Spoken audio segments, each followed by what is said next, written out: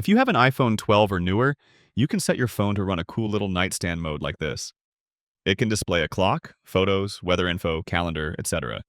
To turn on the nightstand mode, you'll first go to Settings and then scroll down to StandBy, which is the official name of this feature. Toggle it off from the top and you're all set. There's a few settings below that, for example, the option to show or hide notifications when you're in the standby mode.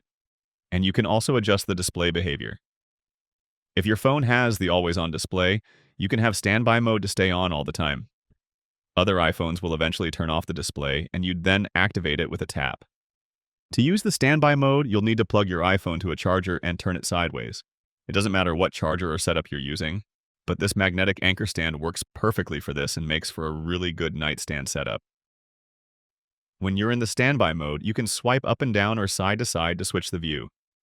You can have a minimalistic clock view, background photos, or a combination of two different things. And that's how you use the nightstand mode, aka standby. Click that like button if this helped you and subscribe for more easy guides like this.